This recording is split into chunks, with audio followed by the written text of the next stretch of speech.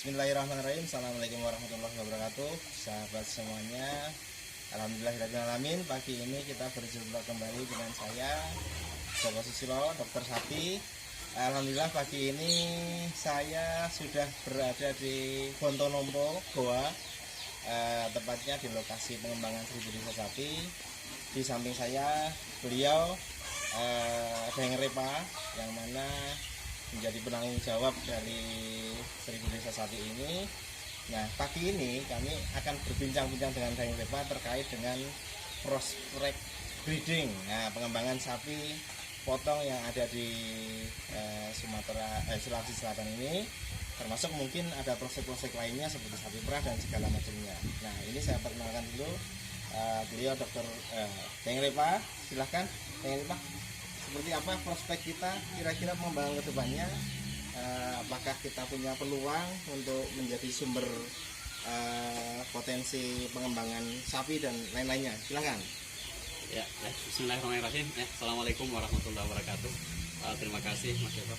Pertama-tama terima kasih atas kunjungannya. Ini sebenarnya melepas rindu ya. Melepas rindu ya, kami sering mengadakan kegiatan secara bersama-sama dengan Pak Dr. Joko Susilo ini, dan beliau juga sebenarnya adalah guru saya terkait dengan dunia persatian. Nah, kalau kita bicara soal potensi pengembangan sapi di Sulsel ini, baik pada sisi breeding ataupun yang lainnya, Sulsel ini mempunyai peluang yang cukup besar ya, mengingat alhamdulillah tanah Sulsel ini terkhusus di Kabupaten Goa cukup subur, dan kami punya hasil samping pertanian yang melimpah, terutama pada jagung dan padi, sehingga kami sangat optimis untuk bisa mengembangkan industri sapi ya, pengembangan sapi seperti yang kita lihat di kandang-kandang ini, ada beberapa betina dan ada jantan. Jadi syarat breeding itu pertama tersedia pakan yang cukup kontinu dan murah, atau seperti apa? Ya, kita ketahui bersama bahwa semua ketika kita bicara peternakan apapun itu ya, kita jangan bicara yang lain sebelum bicara pakan terlebih dahulu, karena 70% dari keberhasilan sebuah peternakan itu berangkat dari ketersediaan pakan di tempat tersebut. Selain ketersediaan, tentu saja terjangkau baik pada sisi distribusinya dan juga pada sisi nilainya, harganya. Nah, ketika kami ditanya, atau saya pribadi ditanya bagaimana cara menggemukkan sapi, ya saya mengatakan tidak sulit menggemukkan sapi. Hanya yang perlu kita pikirin adalah bagaimana menggemukkan dengan HTP yang rendah, dengan harga pokok produksi yang rendah.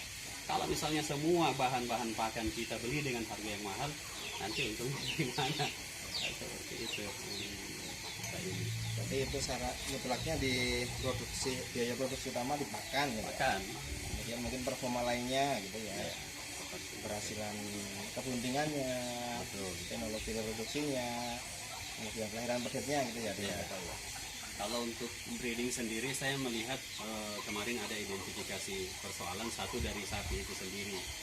Betul-betul harus bisa dipastikan kesehatan pada sisi organ reproduksinya. Kemudian yang kedua pada sisi peternaknya, yang betul-betul harus memahami ciri-ciri atau deteksi birahi. Nah, persoalan kita di sini, Mas Ibu. Persoalan kita adalah kalau di kami ini, sapi-sapi yang birahi di atas jam 6 sore itu sampai pagi otomatis tidak teramati dan tidak terdeteksi secara IP-nya pagi hari. Artinya IP-nya pagi. Biasanya mereka melihat itu, memantau itu di pagi hari dan sore hari. Siang pun kadang tidak terpantau. Jadi bukan ke ladang atau betul. Jadi ngambil pakan sapinya tidak diperhatikan, karena tidak ada juga peternak yang nungguin gitu. Kapan sapinya birahi. Ini yang kedua, faktor peternaknya yang perlu betul-betul paham. Yang ketiga adalah petugas IB itu sendiri, dalam arti kata selain memang harus terus-menerus mengupdate atau menambah pengetahuan ya, terutama pada sigat ya, apa istilahnya, respon ya. cepat. Nah, respon cepat ya. Respon cepat. Kalau misalnya peternak mendeteksi pagi, terus nelpon ke petugas IB Datanya datangnya maghrib ya.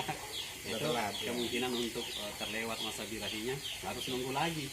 Kalau nunggu lagi setiap hari butuh pakan 20.000 sampai 30.000 kali 18 hari sampai 21 hari, kan lumayan juga itu. Maka betul-betul ini harus diperhatikan. Saya kemarin sempat mengusulkan bahwa selain IB kita juga perkuat di kawin alam.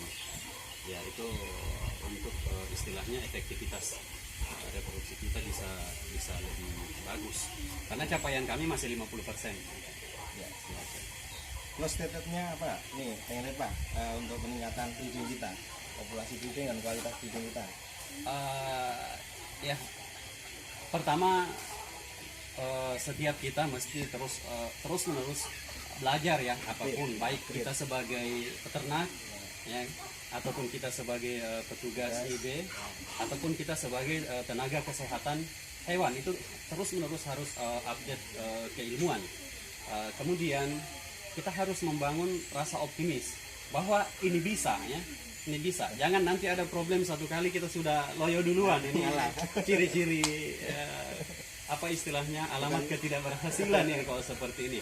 Dan di mana-mana saya bicara, Pak Dokter, saya selalu bicara breeding, karena kita ada fenomena kalau teman-teman kemarin hampir semua peternak atau kurang lebih sekitar 90% peternak ketika kita berbicara peternakan, mereka bicara fattening karena menganggap bisa dapat duit dengan cara yang cepat, cash flow-nya bisa lancar.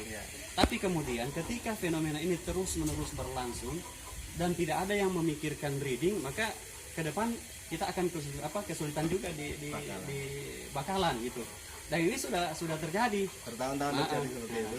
Artinya sudah terjadi di mana permintaan bakalan setiap tahunnya cukup tinggi, kemudian angka kelahiran yang rendah karena sedikit yang memikirkan terkait dengan persoalan breeding. Maka saya katakan percuma kita bicara apa istilahnya fattening, penggemukan, percuma kita bicara trading, perdagangan, percuma kita bicara industri di produk turunan ketika kita tidak benar-benar memperhatikan hulu atau fondasinya atau nyawanya daripada keberlangsungan dari peternakan itu. Dan keberlangsungan ini adalah breeding itu sendiri, pembiakan. Nah ini yang perlu kita pikirkan secara bersama-sama, perlu kita apa istilahnya kerjakan secara bersama-sama, insya Allah. Setuju. Luar biasa statementnya. Terima kasih Dayang Ripah. Mudah-mudahan sukses sahabat semuanya. Jadi ini kita di Seribu Desa Saat ini baru create, baru mencari bentuk supaya nanti seperti apa kedepannya menjadi peternak yang berhasil, peternak yang benar-benar membantu populasi nasional, produksi daging nasional, dan yang paling utama juga membuka lapangan kerja untuk masyarakat, untuk kesejahteraan masyarakat. Ingin setuju seperti itu ya sahabat semuanya. Ingin terima kasih. Sekian. Assalamualaikum warahmatullahi wabarakatuh. Waalaikumsalam warahmatullahi wabarakatuh.